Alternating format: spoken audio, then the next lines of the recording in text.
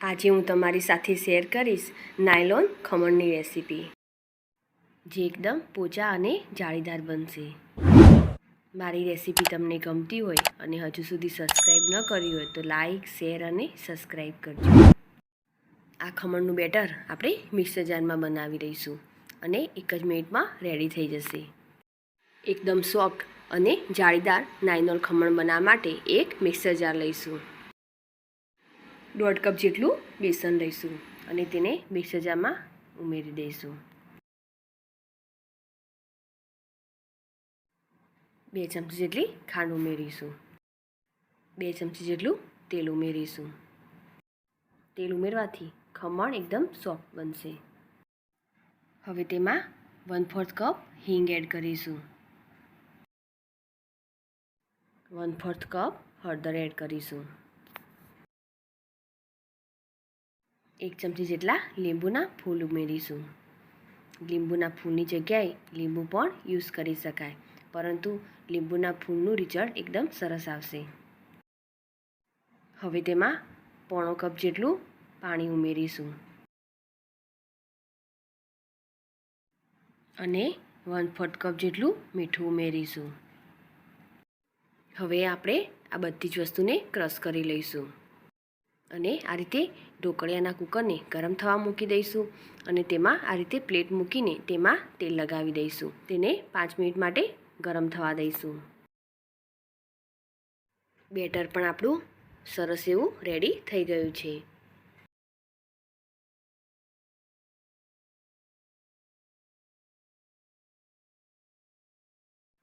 Nylon khaman માટે આપણું batter ready છે.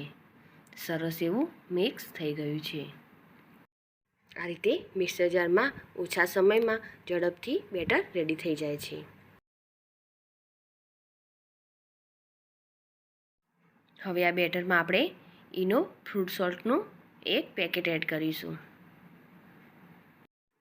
ઈનો ફ્રૂટ સોલ્ટ એડ કરવાથી સરસ એવા ખમણ રેડી થશે. તેની જગ્યાએ તમે બેકિંગ સોડા પણ યુઝ કરી શકો છો. ફરી પણ આપણે તેને મિક્સ કરી લઈશું.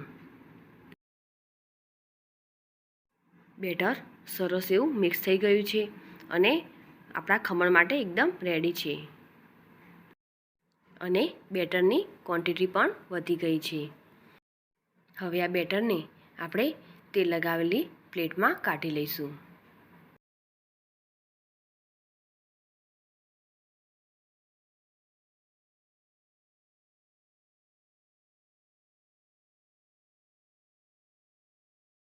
બેટરને આ રીતે થોડું ફેલાવી લઈશું.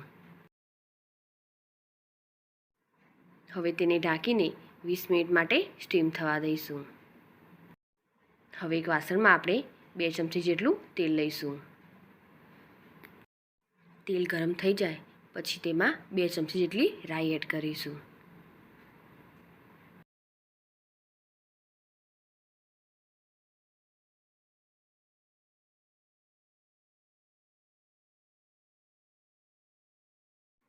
અને રાઈ સરસ એવી કકડી જાય પછી તેમાં લીલા મરચાં અને મીઠા લીમડાના પાન એડ કરીશું અને સરસ રીતે મિક્સ કરી લઈશું.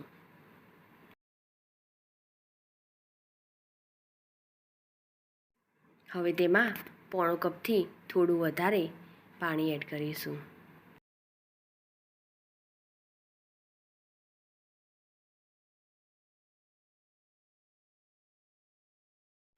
હવે તેમાં પાણીના માપની 2 ચમચી જેટલી ખાંડ એડ કરીશું. સ્વાદ પ્રમાણે મીઠું ઉમેરીશું.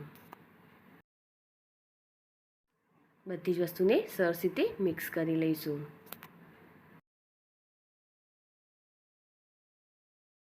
પાણીને સરસ એવું ઉકળવા દઈશું અને ખાંડ ઓગળી જાય ત્યાં સુધી આપણે તેને ગરમ કરીશું.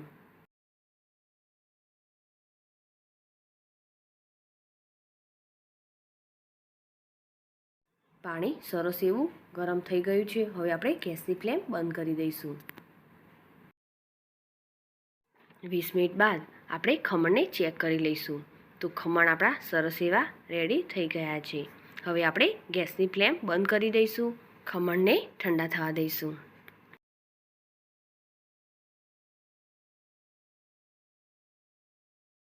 ખમણની પ્લેટ ઠંડી થઈ ગઈ છે. હવે તેને આપણે બહાર કાઢી લઈશું.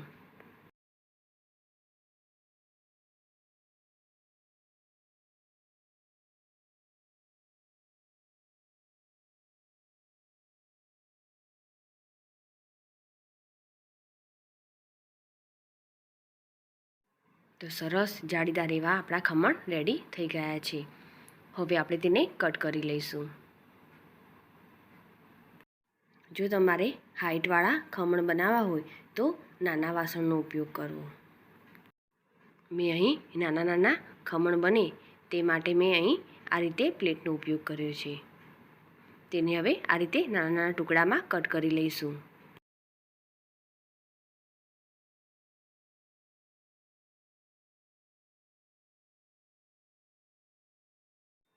આ રીતે આપણે ખમણને કટ કરી લીધા છે.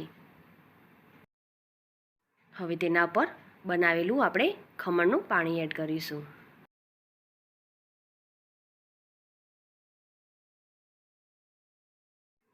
આ રીતે પાણી ઉમેરવાથી ખમણ સરસ એવા સોફ્ટ બની જશે. તો તૈયાર છે નાયલોન ખમણ.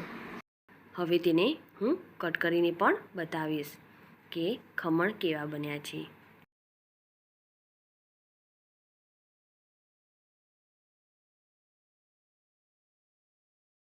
એકદમ પોચા અને જાળીદાર ખમણ આપણા રેડી છે.